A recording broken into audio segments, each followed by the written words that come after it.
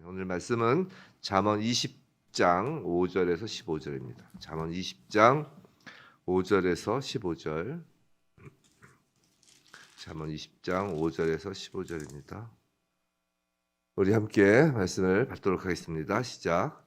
사람의 마음에 있는 모략은 깊은 물 같으니라. 그럴지라도 명철한 사람은 그것을 길어내느니라. 많은 사람이 각기 자기의 인자함을 자랑하나니 충성된 자를 누가 만날 수 있으랴. 온전하게 행하는 자가 의인이라. 그의 후손에게 복이 있느니라. 심판 자리에 앉은 왕은 그의 눈으로 모든 악을 흩어지게 하느니라. 내가 내 마음을 정하게 하였다. 내 죄를 깨끗하게 하였다 할 자가 누구냐. 한결같지 않은 저울추와 한결같지 않은 되는 다 여호와께서 미워하시느니라. 비록 아이라도 자기의 동작으로 자기 품행이 청결한 여부와 정직한 여부를 나타내느니라. 듣는 귀와 보는 눈은 다 여호와께서 지으신 것이니라. 너는 잠자기를 좋아하지 말라. 내가 빈궁하게 될까 두려우니라. 내 눈을 뜨라. 그리하면 양식이 족하리라. 물건을 사는 자가 좋지 못하다 하다가 돌아간 후에는 자랑하느니라. 세상에 금도 있고 진주도 많거니와 지혜로운 입술이 더욱 귀한 보배니라. 아멘. 오늘은 뱀같이 지혜롭고 비둘기같이 순결하라 라는 그 예수님 말씀을 설교 제목으로 해서 잠언 20장 5절부터 15절 말씀을 우리가 보도록 하겠습니다. 오늘 이 말씀이 저희의 삶을 인도하는 등불이 되고, 정말 이 말씀을 통하여 우리가 이 땅에서의 삶을 정말 지혜롭게 순결하게 살아가는 저희 모두가 되길 주님의 이름으로 축원합니다. 오늘 잠언 말씀은 이제 지혜 있는 자의 특징으로서 냉철한 판단력과 깊은 통찰력에 관련된 교훈들을 좀 소개하고 있습니다. 예수님은 이 땅에 남겨진 제자들에게 이렇게 말씀하셨죠. 보라, 내가 너희를 보냄이 양을 이리 가운데 보낸 것 같다. 너희를 정말 이리 가운데 보낸 것 같다 라고 말씀하시면서, 그러므로 너희는 뱀같이 지혜롭고 비둘기같이 순결하라 라고 말씀하셨어요. 이 세상이 이리 가운데로 너희들을 보내는 것 같다. 맞습니다. 우리는 정말 이리 가운데로 보내어진 양 같은 존재입니다. 예수님은 그저 이 세상에서 살면서 비둘기같이 순결하기만을 원하지 않으셨어요. 뱀같이 지혜로워야 한다고 하신 것입니다. 이 뱀같은 지혜와 비둘기같이 순결함 모두가 이 땅에서 하나님의 자녀로서 살아가는데 필요하다라는 것이죠. 자, 비둘기같이 순결함이 무엇인가? 이거에 대해서 우리는 대충 상상은 갑니다. 이것에 대해서는 뭐 그렇게 비둘기같이 순결한 게 뭐지? 이런 걸 모르시는 분은 없으실 거예요.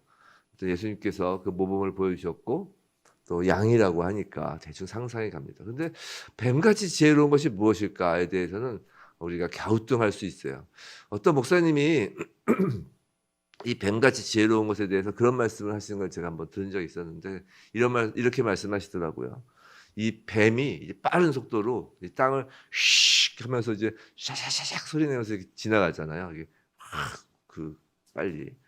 이렇게 뱀의 빠른 속도로 막 이리저리 몸을 구부리면서 이렇게 지나가는 그 모습처럼 우리도 이제 싹싹싹싹 죄를 피해서 이제 재빠르게 이제 움직여야 된다라고 말씀하시더라고요. 뭐 이런 타당한 말씀인 것 같아요. 근데 굳이 성경에서 사탄을 상징하는 뱀을 예수님께서 예로 왜 드셨을까? 뭐 그렇게 빠른 게 싹싹싹 이렇게 움직이는 게 뱀밖에 없을까라는 게 들긴 하는데, 이 뱀을 예로 드신 것은, 이 사탄은 창세기에서 어떻게 소개됐냐면 그 에덴 동산에 나타난 사탄을 매우 간교한 짐승이라고 했단 말이에요. 매우 간교하기 때문에 사실 이 뱀, 즉 사탄의 그 유혹과 거짓을 알아차리려면 우리 그런 말 있잖아요. 지피지기면 백전백승이란 말. 뱀의 간교함을 파악할 지혜가 필요하다라는 것을 강조하는 것으로 볼 수 있습니다. 초기 교회 상황을 우리가 생각해 보면 예수님의 이 말씀은 정말로 이 땅의 교회에게 반드시 필요한 말씀이었다는 것을 깨달을 수가 있어요. 초기 교회부터 예수님이 승천하시고 나서 1세기 정도까지 이미 지금 우리가 보고 있는, 경험하고 있는 이단들 있잖아요. 이 땅의 이단들이 그 당시에 다 나왔다는 거 아니에요. 새삼스러울 게 없다는 겁니다. 초기 교회 때 사도 바울이 살아 있을 때, 제자들이 살아 있을 때 이미 이단 거짓 교사가 아주 성행했다는 것이에요. 그래서 사도들이 교회를 향한 편지에서 이단과 거짓 교사에 대한 그 경계심을 누누이 강조했음을 우리는 잘 알고 있죠. 정말 그 사탄의 그 거짓 유혹을 잘 분별해야 된다는 것이에요.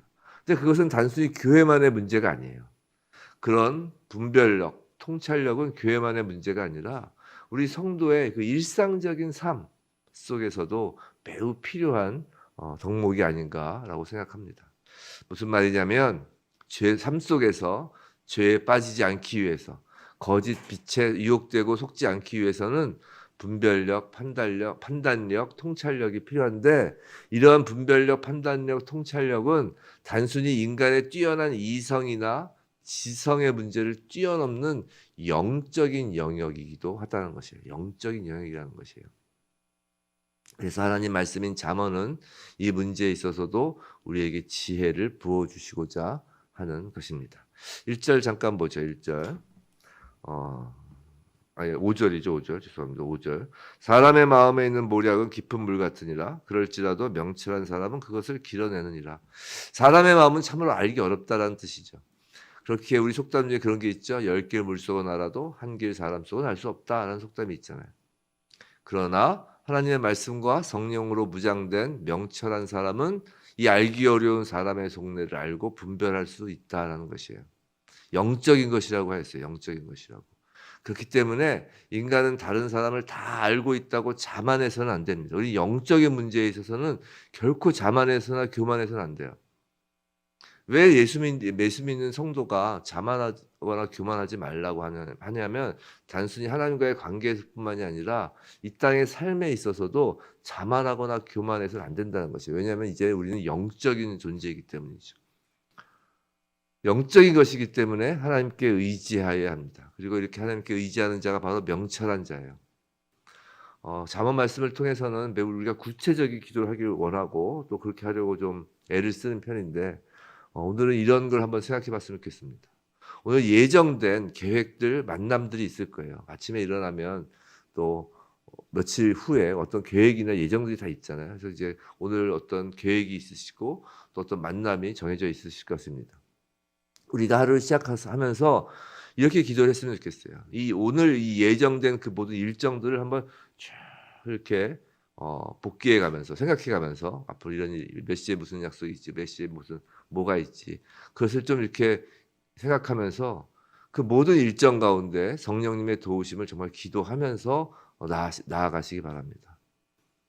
겸손하게 우리 눈으로 발견될 수 없는 것들을 성령을 통해 깨닫고 느낄 수 있도록 부지불식간이라도 성령을 통하여 우리가 느끼고 감각적으로 느낄 수 있도록 구하시기 바랍니다. 우리가 이 아침에 그것을 구할 때 성령께서 분별력, 통찰력, 판단력을 주실 것이에요. 6절 말씀 보죠. 많은 사람이 각기 자기의 인자함을 자랑하나니 충성된 자를 누가 만날 수 있으랴. 자, 사람들은 자기의 인자함을 자랑한다는 것이에요. 의도성을 가지고 친절이나 자비를 베푼다는 것이죠. 근데 그 의도란 것이 다름 아닌 자기 자랑이라는 것이에요. 자, 6절에서 많은 사람이라고 하지만 많은 사람이라기보다는 어쩌면 모든 사람이라고 해도 과언이 아닐 것이에요. 왜냐하면 누구나 어느 정도의 인정 욕구는 모두 있기 때문이에요. 충성된 자를 만나기가 참으로 어렵다고 합니다. 여기서 충성은 무엇일까요? 궁극적으로 하나님을 영광스럽게 하는 그 충성이죠. 우리 성도들은 다 하나님을 영광스럽게 하는 것이 궁극적인 목적이잖아요. 종은 자신의 이름을 드러내기 위한 자가 아니잖아요. 오직 주인의 이름을 드러내는 것이 종의 일의 목적이자 결과인 것이에요. 이 성도의 인정 욕구는 세상의 인정 욕구와 달라야 한다는 것이에요. 내가 인정받으려는 욕구가 아니라 하나님이 인정되기 위한 열망이어야 한다는 것이죠. 하나님은요, 우리를 통하여 하나님이 인정되기를 원하십니다. 하나님은 물론 스스로 계신 분이시기 때문에 그 누구의 도움도 필요 없이 홀로 계실 수 있는 분이세요.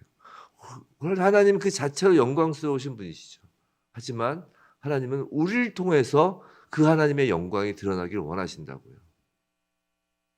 많은 사람은 자기의 인자함을 자랑하지만 충성된 종인 성도는 하나님의 인자하심을 자랑하는 것입니다. 가만히 나 스스로를 한번 돌아보시고 또 주변 사람을 한번 생각해 보시기 바라요. 우리 삶 속에서 또 말 속에서 영어로 I, 즉 나가 많은 사람인지 아닌지를 분별하는 것은 필요합니다.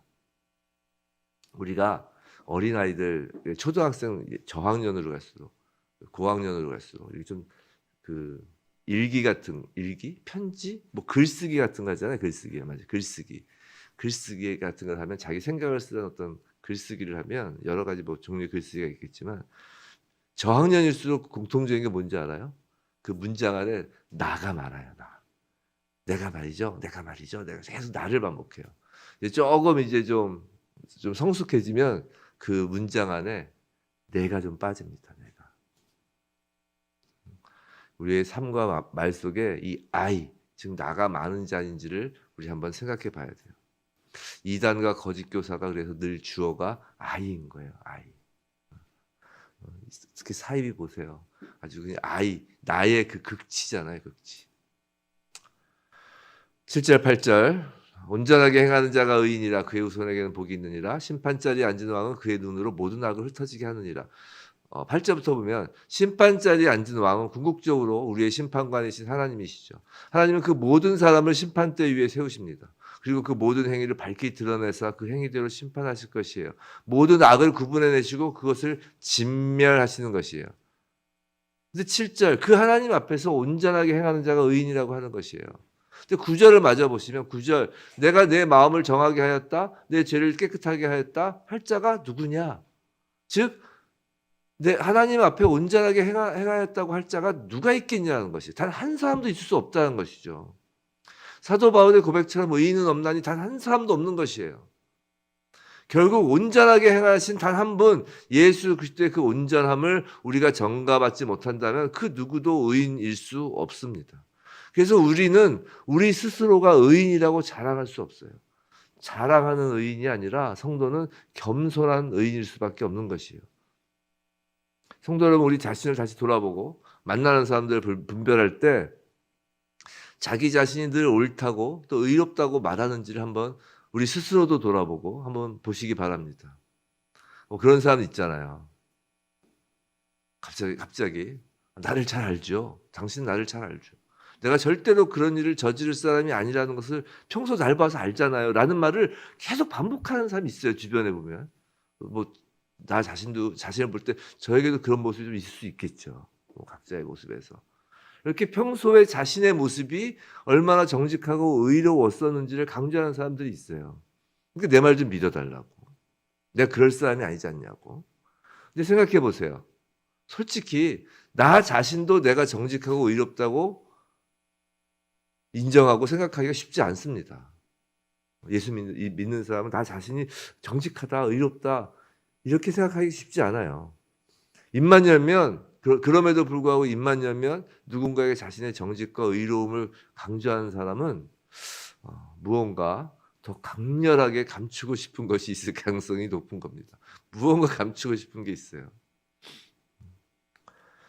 그런 것으로 이제 우리가 분별하는 거예요. 이렇게 우리가 살면서 평소에도 그런 거 하잖아요. 내가 그럴 사람이 아니지. 뭐 그런 거를 계속 되뇌어 주는 것이죠.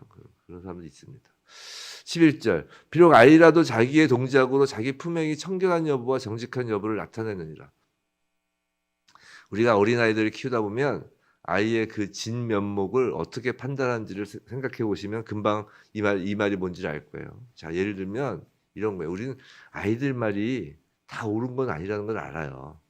근데 아이들이 거짓말을 한다는 의미가 아니라 아이들의 경험이 없어서 그런 걸 거예요. 예를 들어 이런 겁니다. 어떤 아이가 저에게 와서 저는 아주 그림을 아주 잘 그려요. 막 그런단 말이에요. 또 이야기하기를 저는 영어를 아주 잘해요. 라고 말했다고 합시다. 하지만 그 아이는 자신의 그림 실력, 영어 실력이 어느 정도인지 스스로 알 수 있는 정보와 경험이 부족해요. 그래서 그 아이의 그 말만으로는 진짜 실력을 알 수 없는 것이에요. 그래서 실제로 그리는 걸 보는 거죠. 실제로 영어 하는 것을 보는 것이에요. 그런데 잘 못 그려요. 또래 아이들에 비해서 영어를 잘 못해요. 이렇게 진짜 하는 것을 보아야 한다는 것이죠. 하물며 아이들도 그렇게 자신의 품행으로 자신을 드러낸다는 것이에요. 자신의 행동으로. 하나님 나라에는 말에 있지 아니하고 능력에 있다는 말씀 있잖아요. 특별히 이 말, 소문은 믿을 것이 별로 없습니다. 사람에 대한 세상의 평판은 소문일 가능성이 높아요. 그리고 소문은 믿을 게 아니죠. 요새같이 특별히 SNS가 발달하고 또 개인 방송이 발달하고 여러 가지 매체가 있고 말이 워낙 빨리 돌아다니는 이 시대에는 소문이라는 것은 사실 믿을 것이 없습니다. 이 평판이라는 것은 말이기 때문에 얼마든지 부풀리고 왜곡될 수 있죠. 그런 것으로 우리의 분별력, 판단력이 흐려지지 않기를 바랍니다. 10절, 14절은 이 사람의 판단력을 흐리게 하는 또 다른 말 중에 이제 거짓말에 대한 엄중한 경고를 하고 있어요. 10절, 14절은 한결같이 하는 저울추와 한결같이 하는 되는 다 여호와께서 미워하시느니라. 14절 물건을 사는 자가 좋지 못하다 하다가 돌아간 후에는 자랑하느니라. 이 10절 같은 경우는 한결같지 않은 것을 미워하신다는 것이 한결같지 않다는 것. 즉 이중잣대를 하나님께서 얼마나 싫어하시는지를 지금 말씀하시는 거예요. 이중잣대는 일종의 거짓말이라는 것이에요. 이 이중잣대의 대표적인 게 이제 내로남불, 내가 하면 로맨스, 남이 하면 불륜 이런 그런 말이죠. 이거 거짓말이라는 것이에요. 이게 자아인수 그 정도가 아니라 하나님 보실 때 이건 거짓이라는 것이죠. 이런 이중잣대는 죄를 감추는 교활한 수법이기 때문이에요. 거짓말이 그거잖아요. 죄를 감추려는 것이잖아요. 또 우리가 살다 보면 또 특히 정치 요새 총선 앞두고 정치가 이슈죠. 이 정치계에서 많이 하는 수법이 있죠. 그게 뭐예요? 양비론이에요. 양비론. 이 양비론은 제가 저희 젊었을 때는 대학 학생운동 많이 하던 시절 아니에요. 그러면 대학교 일단 입학하면 일단은 뭐 그런 것부터 선배들이 가르치고 보잖아요. 근데 거기서 이제 배우는 것 중에 하나가 그런 게 있대요. 양비론을 배워요. 양비론을. 그러니까 자신을 보호하는 하나의 그거예요. 그러니까 자신의 죄가 드러나면 자신의 죄를 감추기 위해서 상대방의 죄를 지적하는 그걸 이제 배운다니까요. 그런 방법을 이제 물타기를 하는 거죠. 죄를 물타기 하는 거예요. 이것도 자신의 죄를 감추려는 위장이라는 거예요. 이렇게 위장된 진실은 사실 모두 거짓이라는 것입니다. 그래서 양비론을 별로 안 좋아해요. 거기에 근데 많이 넘어갑니다. 특별히 교회 성도님들이 이 양비론 때문에 많이 괴로워하는 것이에요. 사실 교회를 지적하고 교회의 문제를 들먹이는 어떤 물론 교회가 물론 좀 더 노력을 해야 되긴 하겠지만 그래도 뭐 몇몇을 빼고는 그래도 교회가 아직까지는 그래도 저는 그렇게 생각합니다. 아직까지는 이 땅을 지탱하는 어떤 맑은 물의 시작이라고 생각하는데 그래도 교회가 완전할 수는 없잖아요. 그 완전하지 못하는 것을 계속 지적을 당하는 건 양비론으로 그런 경우가 참 많습니다.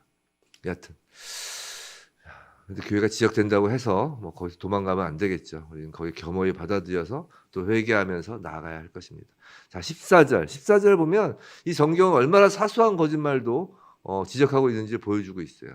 이 14절은 이런 거잖아요. 물건을 사는 사람이 가능한 싸게 사려고 본심과는 달리 이제 물건이 나쁘다 말하고 물건 산 후에는 오히려 자랑한다는 것이죠. 근데 이런 일은 사실 일상생활에서 자연스럽게 일어날 수 있는 일입니다. 근데 이런 자연스럽게 일어날 수 있는 아주 사소한 것까지도 우리는 우리의 분별하는 데 도움이 된다는 것이에요. 사실 우리가 누군가를 분별하고 내 자신을 이렇게 계속 돌아볼 때 어떤 대단한 잘못을 했다거나 큰 죄를 져서 문제가 되는 경우는 별로 없어요. 그걸로 분별되는 것이 아닙니다. 예전에 정주영 회장 이제 현대그룹의 이전 창업주시죠. 정주영 회장의 그 전기를 제가 아주 어렸을 때, 10대 때인가 젊었을 때가 읽은 기억이 나는데 이런 일화가 있어요. 아마 아시는 분들 많이 아실 것입니다. 이 정주영 회장님이 이제 젊었을 때, 가난했을 때죠. 젊었을 때 이제 쌀집에서 일을 하셨다고 그래요. 그분이 쌀집에서 쌀 배달하시는데 그 쌀집 주인이 그래서 그 쌀 가게를 나중에 정주영 회장한테 물려줬다거나 뭐 그러니까 인계했다거나 뭐 그런 기억이 나는데 여하튼 정확한 건 아닙니다. 근데 그 일화만 기억이 나요. 뭐냐면 이 쌀집 주인이 얼마나 엄한지 만일 직원이 쌀을 한 톨이라도 한 톨, 두 톨이라도 땅에 그냥 흘리면 엄청 야단을 쳤다고 하는 거예요. 이 일을 아세요? 그런데 어느 날 정주영 회장이 쌀 한 가마니를 배달하다 잃어버렸다는 거예요. 그러니까 이제 난리가 난 거예요. 이제 정주영 회장은. 이제 쌀 한 톨로도 벼락같이 혼내는 사장이 야 이거 한 가마니를 잃어버렸으니 난 이제 죽었다. 난 분명히 내쫓길 것이다. 라고 생각하는데 의외로 그냥 넘어가더라는 거예요. 쌀집 주인이. 근데 나중에 그 까닭을 물으니까 쌀 한 톨을 흘리는 것은 그 사람의 인격을 형성하지만 쌀 한 가마니를 잃어버린 것은 그냥 사고라는 거예요. 사고. 쌀 한 톨을 아끼는 것을 보면 그 사람의 참모습을 알 수 있다는 것입니다. 우리가 나 자신을 바라볼 때 그리고 누군가에 대한 어떤 이 세상을 살면서 정말 뱀같이 지혜롭고 비둘기처럼 순결하라고 하셨잖아요. 뱀같이 지혜롭게 그런 죄를 피하려면 죄의 유혹으로부터 피하려면 거대 담론이 아니라는 거예요. 거대 담론이. 뭐 큰 죄를 피하고 그런 것이 아니라는 것이. 많은 사람들로부터 비난받는 어떤 그런 죄를 범하는 걸 피하고 그런 것이 아니라는 것입니다. 우리가 어떤 큰 일을 해내는 것이 아니라는 것이에요. 또 하나님 나라의 일은 큰 일을 해내는 것이 아닙니다. 작은 일, 아주 사소해 보이는 일, 우리의 아주 일상에서의 그런 습관과도 같은 일로 우리가 우리 스스로를 점검하고 우리 주변, 우리 환경 속에서 상황 속에서 우리에게 유혹으로 다가오는 죄에서 벗어나는 것이라는 것이. 하나님은 당신의 자녀가 분별력 있게 이 세상을 살기를 원하십니다. 신중하고 올바른 판단력과 통찰력을 갖기 원하세요. 부디 성령이 주시는 분별력을 가지고 우리 자신과 또 주변 상황과 환경을 살펴보면서 정말 뱀같이 지혜롭고 비둘기처럼 순결하게 세상을 살아가는 우리 모두이길 주님의 이름으로 축원합니다.